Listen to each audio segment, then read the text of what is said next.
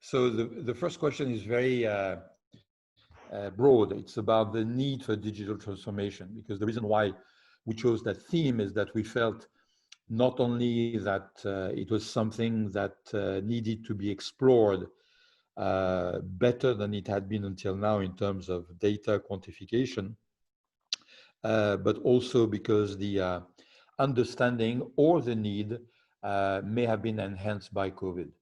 So we address that from the point of view of most public and private organizations saying, has your organization digital transformation strategy changed due to COVID? And the second part being, what are the key elements that have allowed you to get over the crisis, or which you have used to address the crisis? Again, this is typically the question we ask to a minister, to a CEO. Elements AI has a different take at it. So because you're not only an actor, but an observer, an analyst. So any which way you want to turn the question around is, of course, acceptable. But maybe you'll say, no, as far, we're also an organization. We have a hierarchy, we have department services, and we had to address those. From our point of view, it didn't change our strategy much. Of course, I mean, we've been also, not only we're a tech company, but we've been a distributed organization almost since its inception. So we have operations in Asia, operations in Europe. So we had to, I mean, most of what we do had to be digital anyways, and then we had to have systems in place so that we can ensure collaboration between the different teams in the different regions. So that's been a forcing function since we've created the business. Now, I mean, for COVID, the impact was work from home. So as much as we were allowing people to work from home, to have 100% of our organization operating from living rooms and kitchens and all around the world was still a transition for us. But beside that, took us a few weeks to prepare, and we managed to do the transition, and I think it's mostly okay. What's interesting here is, like, we do have a perspective on digital transformation of different market and industries. So I'll ad lib and just like dive into that direction. And I mean, we're seeing our customers really, react differently to COVID. As much as it's always been, for most of them, like, the digital transformation was a team. The pandemic really highlighted and changed the equation around the ROI of doing it. So it doesn't mean that everyone has accelerated their digital transformation or changed the strategy, but for sure it kind of showcased some of the hidden benefit that you're going to get from having a digitalized organization. So again, this varies a lot per industry, but this is certainly something that we see. So we know, digital transformation is part of the solution, and the market, broadly speaking, now understand it better. Yet not everyone has shifted gear and necessarily are making this a priority. They all had to address certain part of it, but to say that they necessarily are making this now a primary aspect of their strategies is still unclear. I think the jury's still out. For lots of countries, there's still a second wave, either about to happen or that they're afraid to happen. So investments and transformation and the risk that comes with it to do that at a distance is something that they're all waiting in as they're evaluating, at what speed and to what intensity should they be doing it right now. So yeah, COVID has an impact. I think it would be hard for most people to yet be able to really assess what what's going to be the outcome. On a 5-year horizon, for sure, it's going to be a huge motivation for people to go on with digital transformation, and certainly, you know, a no COVID world even though we won't have that data, but a no COVID world compared to a COVID impacted world, the one that got impacted is going to be way ahead in digital transformation in 5 years from now. But I think we're still the amplitude of that acceleration still yet to be figured out. Okay, no, that's very clear. So as far as your own organization is concerned, you're already on the other side of the fence, so you've not been affected much because the practices were already in effect. And as an observer, you see things happening at the sectoral level, different branches, different attitude, different size of firms. And if I understood you correctly, Jean-François, you're saying most of these people you work with have a better understanding of digital transformation. Some of them have not made the jump yet because of uncertainties. And your feeling is that those who are going to make it first will be far ahead of the rest in a post-COVID world. Yep. No, for sure. And I mean, when we say there's not been change in strategy, there's been tactical change though. So I mean, tactically speaking, like for us, like we saw about 50% of projects that we were about to start and deployments disappeared. But in a shortest amount of time possible, we replaced all of these projects with new ones that were kick-started by different customers. Okay. So overall in the net, like we're going to end up, things slow down during a quarter or two, but like we're essentially not too impacted by COVID as an organization. But we saw 50% of projects in the market being shuffled, like literally them being started and others being kickstarted. So there are people you're working with now in these new projects with which you would have never worked before. Yeah, oh, absolutely. So because their mind changed, not yours. Yes. Yeah. I have two side questions. I will try not to have too many side questions, but because this is so close to things on which I've been working for the past few years. One of the things I saw very much in Europe in particular is a great degree of confusion between digital initiatives and digital strategy. That is, there were many companies, you would say, okay, do you think digital transformation is key? Oh, yes. And not only it's key, but we've been doing it for years. And the examples they would give you is, yes, we've informatized, payroll, recruitment. They had specific functions which were far away from what you and me would consider as digital transformation. So your feeling is that in this sorting out of projects, you had less of the old misunderstanding, I'm just caricaturing, and more of the deeper understanding? In other words, those projects that have appeared on your radar screen, are they better projects than those that have disappeared? I mean, because again, I think the real impact was that people suddenly were better positioned to qualify return on investment for lots of these initiatives, which therefore help them clarify their strategy and then therefore their projects were more meaningful. Yes. So yeah, the impact on the way in which they could calculate their ROI was for you a critical element. Okay. Yes. And just the footnote, there's been a lot of literature around disappointment with AI during COVID.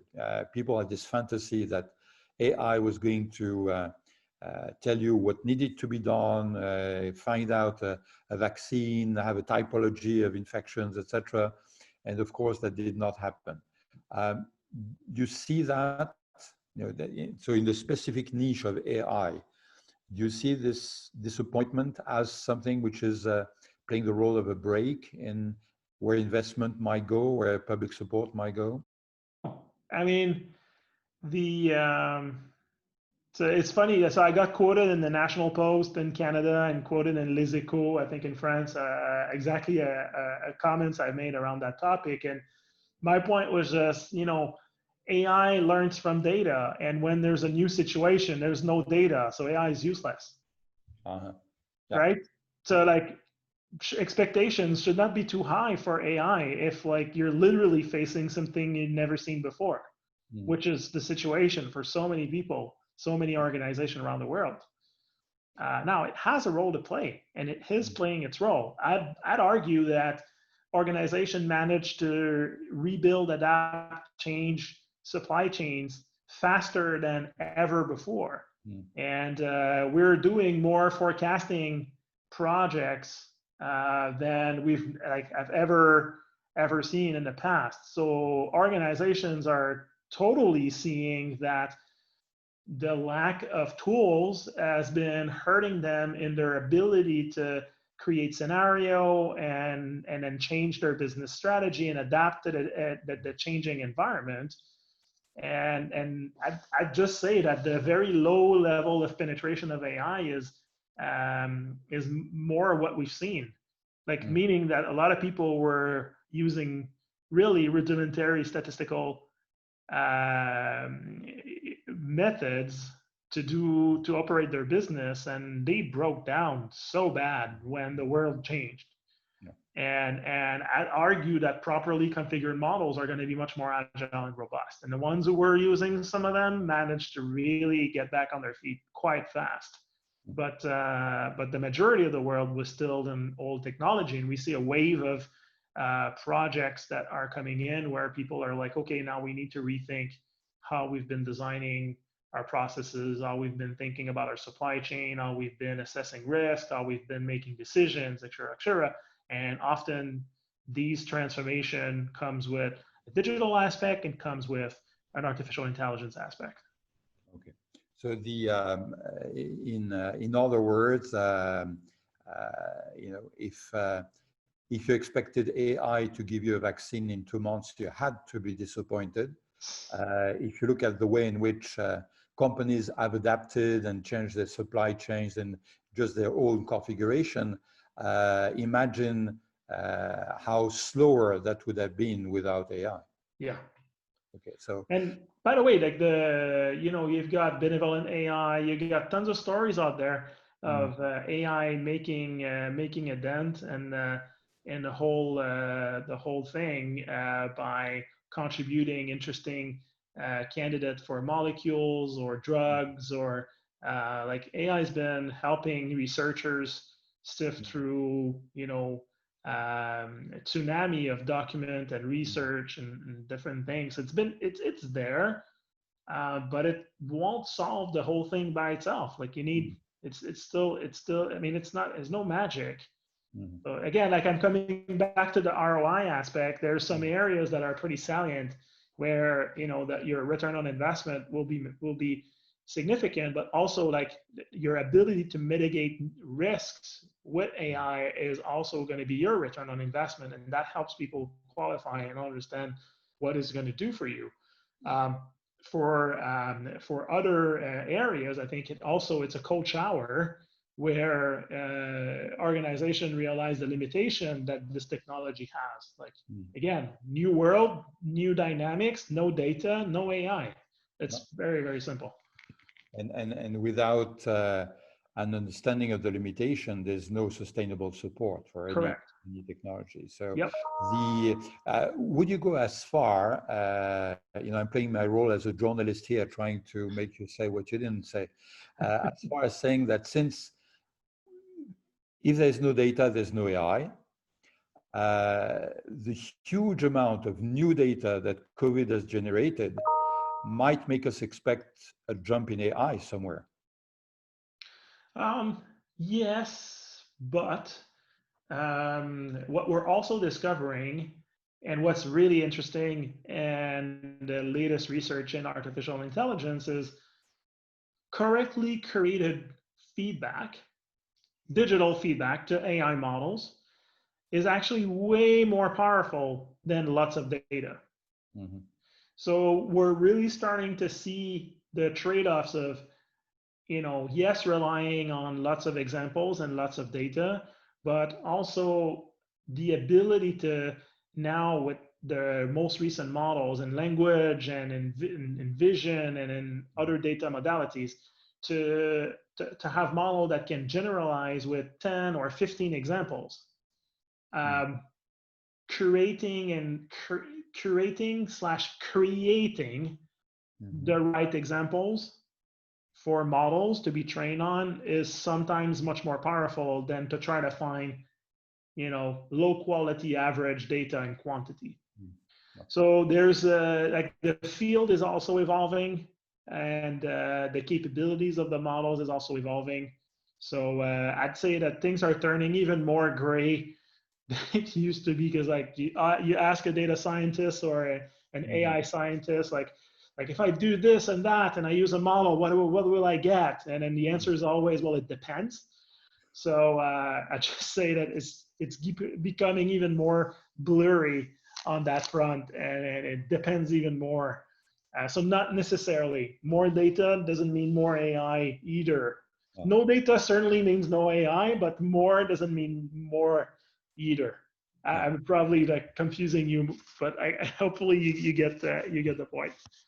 Yeah, we used to say, when I was working at the World Bank as an economist, we used to say, if you're an economist, you don't need to listen to the question because the answer is it depends. But if you're an economist at the World Bank, you don't need to listen to the question because you have the answer. Okay, so now the second question is about one theme which is particularly important in what we're trying to do in the new Network Readiness Index.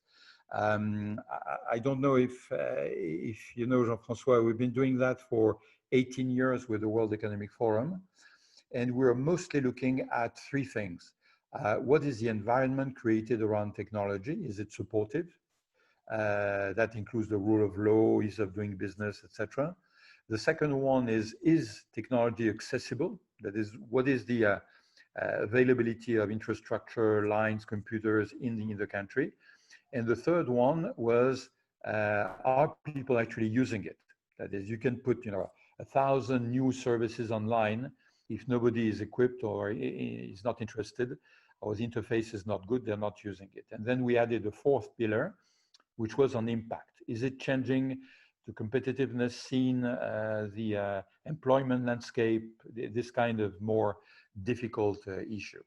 And when we rejuvenated the NRI 2 years ago, we introduced a number of dimensions. First, the philosophy was, let's not just talk about technology. It's about technology and human beings. And we need to balance the index between what's happening on the field of technology and what's happening on the side of the people who are creating it, those who are using it. And the notion of inclusion and diversity and digital divide took increasing importance there. So this question is about that. That is, we see digital transformation as something which 20 years ago would have been defined by people, yes, the world is transforming and everybody will have access to any kind of knowledge. Okay, so it's going to reduce inequalities. We've seen in COVID times that actually some of the divides that we thought had been reduced were still not only persistent, but broadened by COVID. Even in the rich countries, the difference between people who were confined in a small apartment versus those who had a big garden or away from centers has been aggravated by the fact that some of the poor families had no access, could not do their homework without going in class, and vice versa. So we've seen things going in all sorts of directions that basically said, well, if you needed a crisis to convince you, it means you've not been watching very closely what was happening because inequalities were remaining. So the question is, now that we're talking about a deeper understanding in digital transformation, are we going to see the world of work, the world of inequalities changing for the better. So, I mean, the opportunity is there. That's guaranteed. That there's no doubt. But are the different interested bodies, do they have the right incentive structure to actually take action? That's tough to answer. That's a tough question to answer. From what's possible standpoint, I think totally. I think again, like there's like lots of nuances required, but yeah, there's an opportunity to have an unprecedented level of precision in our understanding of biases and inclusiveness and representation of the different of different people in organization and their inclusion in the economy and the overall world dynamics. So there's, from a monitoring standpoint, an incredible opportunity. And between digital transformation and I'll add and AI, because AI can reduce the cost of making these kinds of assessments drastically, which really can help us scale and reach an unprecedented level of precision. It doesn't mean it's going to happen by itself. So I think we're seeing this conversation surface, and I think the fact that lots of people are impacted by the crisis and their level of tolerance has been driven down by them being tired of the impact of COVID limitation, constraints, and regulation, the ever-growing inequalities of different kinds, and people are reaching a point where they're not tolerating these things anymore, and this is surfacing. We've seen it in the U.S. We've seen it around the world. So I think are the tool now capable of really making progress there? Yes. But again, like, who has the structural interest to make it happen and make the investments? That's less clear to me. There's tons of bodies, but less clear. That's one thing. In terms of employment, unemployment, the digital transformation started with the era of information, and it's migrating to impacting the service business. So we started to be able to consume things as a service and get more service, and more as the technology and software is making its way into all aspects of our life. Now it's impacting the way we can consume goods, and it has more and more impact on the broader society. So the net here is there's more and more of these jobs that can be segmented or specialized and distributed around the world. I think if we think very broadly, there's still going to be some limitation. So the ability for people to be paid or compensated, and how do you deal with these new kinds of jobs where you may work for 10 different companies, or it's just new models that are going to start to emerge. I think we're at the very, very still beginning of that. I think COVID certainly accelerated the advent of a lot of jobs being distributed, and now that the door is open, I think it's going to take many years before this unfolds. But I think there's certainly something on the way. So you'd like to think that this will favor or gives an opportunity to have something that is more fair or better distributed. Again, history often proved us wrong in on that sense, where it's not because things are possible that they necessarily gravitate there. So I think there's still a lot at play. If the right proactive measures are taken, yes, the tools are there for things to be better distributed, more inclusive, more diverse, from a organization's perspective or a cross-country perspective. But again, here, I don't think the problem is a technological problem. I think the problem is more of a people and organization problem, institution problem. Actually, you partly answered already the next question, which is about talent. Your words echo very much what we concluded in the last few editions of the talent report. That is, the number one, the future of work is made of free agents, basically working for 5, 6, 10 different companies and organizations at the same time, and people will actually make choices in how they allocate their time.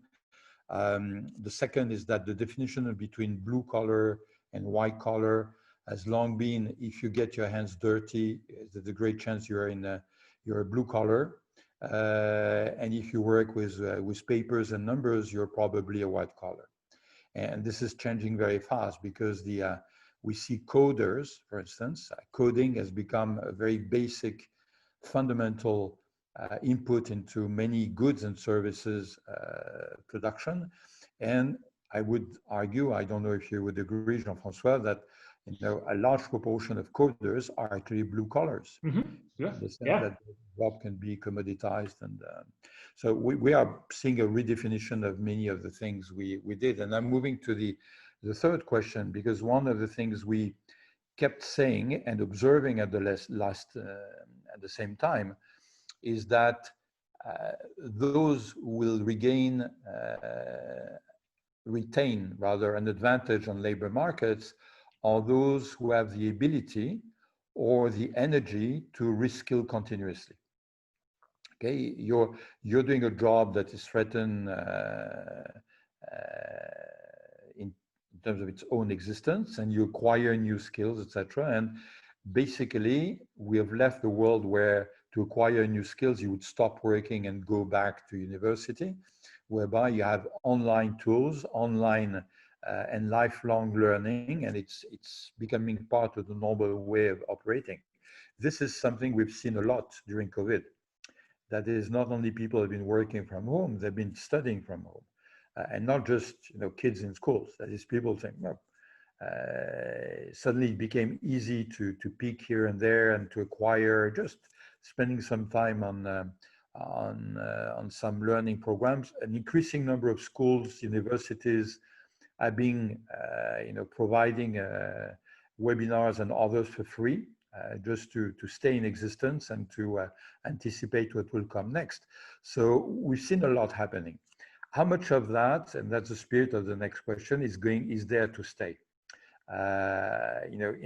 We define the NRI as a tool enabling governments, businesses, and individuals to be more future ready. So we have to, explain what we mean and show that we mean it. So is that something you've seen? That is, this appetite for learning online, for doing it continuously, is it going to be a fundamental and lasting part about digital transformation? And you already answered that in the previous question by saying it's not technology, it's about people and organization. But I'm just repeating the question from the point of view of skilling and reskilling.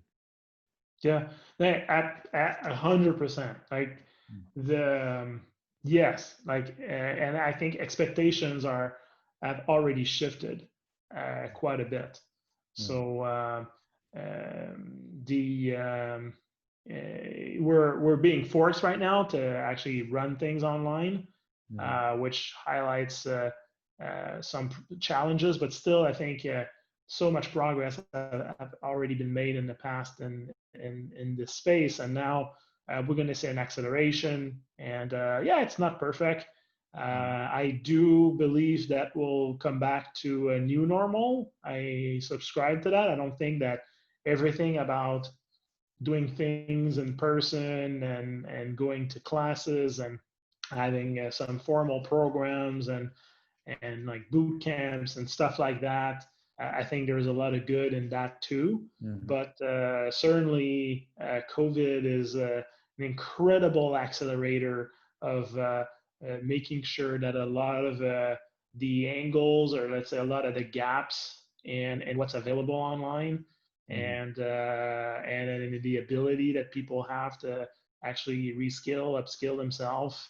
I think COVID is kind of creating that a forcing function of covering the bases. And once it's there, it's never going to go away. People are going to maintain and use it. So yeah, I think we were seeing it already, but I think this is there to stay. I'm also biased because I'm I'm a self-taught myself, so I've never been to university. So I've been kind of practicing lifelong learning approach and upskilling myself for my entire life. So I think it always has been possible. I think it required a lot of discipline and effort in the past. It's the barrier to doing it is so much lower now.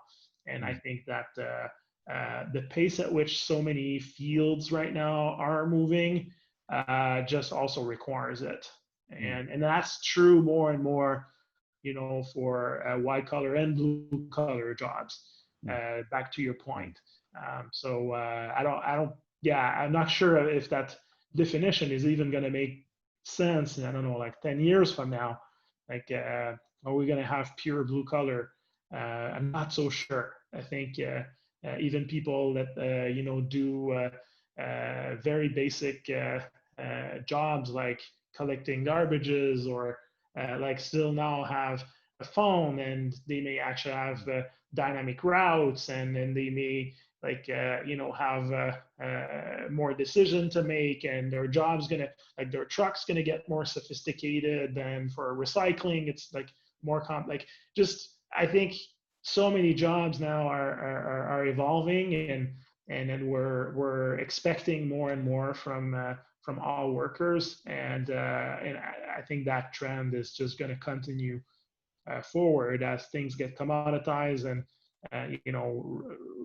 robots and automation makes its way. But also, we always, unfortunately, we always think of automation as what's happening, but I think there's even more happening on the decision augmentation or in the recommendation space. And that's something that is harder to monitor because it's not black and white, it's gray, but there's a lot happening on that front.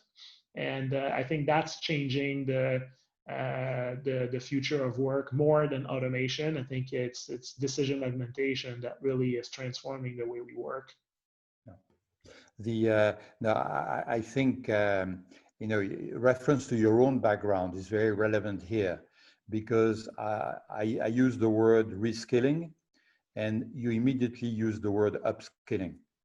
And I think this is so fundamental. I keep, whenever I'm asked to advise people in the European Commission, and you've been in that role as well, I said, stop using the word reskilling. You lose half of your consumers. If you use the word upskilling, not only you will get 100% on board, but you will have 20% more at the door saying, we also want upskilling. So it's more than just a philosophical connotation. It relates to appetite. Reskilling can be imposed on people. You are irrelevant, we're going to reskill you. Upskilling is so much more positive. I think there's a lot of vocabulary that needs to be introduced in some instances. I'm totally with you. And again, like for me, I would argue with anyone that, things you've learned in any domain there's nothing that can be translated into a new one. That's so untrue. So that's why upskilling makes sense, because like you have basic skills and you have like learnings that you've accumulated that can be transferred, and if you're upskilled, like I don't think there's such thing as reskilling at all. Just yeah, I'm with you. Yeah, totally. Okay, we're going to support each other in that. And regarding the blue and white, I wrote a piece a few years ago, which it was called "The World Is Not Blue and White," and my latest book is called 16 Shades of Smart.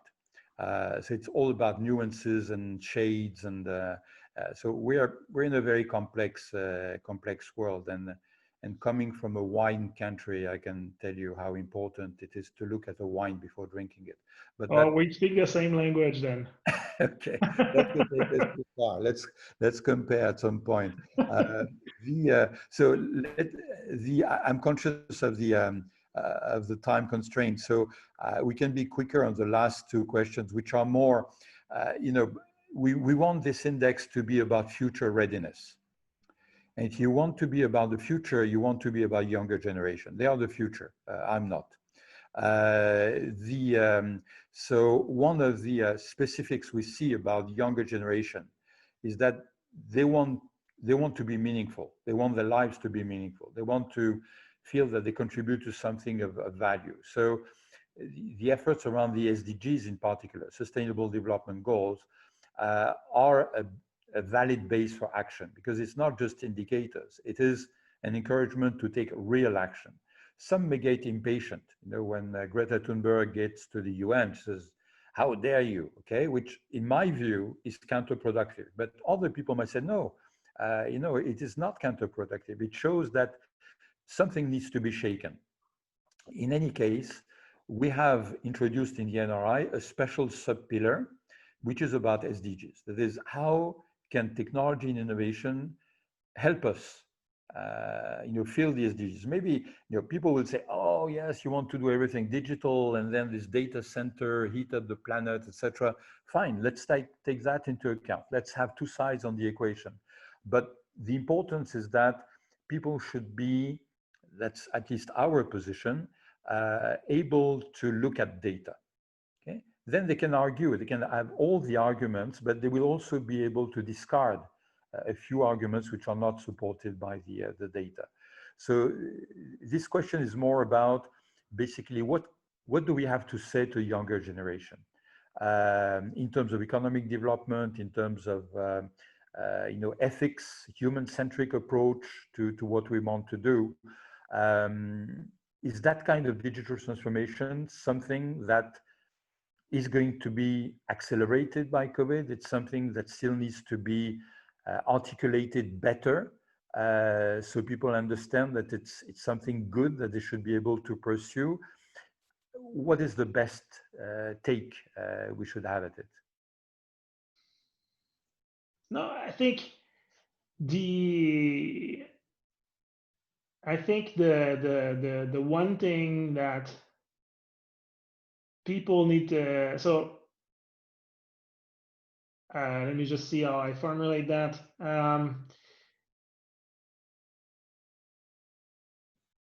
I feel that older generation, in the face of digitalization and in the face of, let's say, smarter systems, technology in general, feel disempowered. Mm-hmm. And I really hope that the new generation actually feel the absolute opposite about it. There's no such thing as disempowerment. There are some situations that are disempowering people, and they're unacceptable. That's where we need to change things back to people in organization and institution. But people should absolutely feel empowered, because the tools, the ability for one to scale and to have impact fast has never been greater in history. I think the ability for knowledge and and right information to make its way has never been better. It comes with the downside that bad information and disinformation has never been easier and cheaper also. So there's going to be always a race there. But ultimately, people are in control, and they will remain in control. And they're going to be surrounded with more and more help and tools. And we've got to create an environment where the truth and trust is proeminent. And as long as we can create a dynamic like that with the tool that our children are going to have, it's amazing what they're going to be able to achieve. So again, coming back to, and then this is true for any topics. I mean, I think it's true for climate. It's true for inclusiveness, and it's true for lots of big problems. I think the opportunity for them to design and create a new world, create new platforms, and create a new balance is unprecedented. As long as old institution and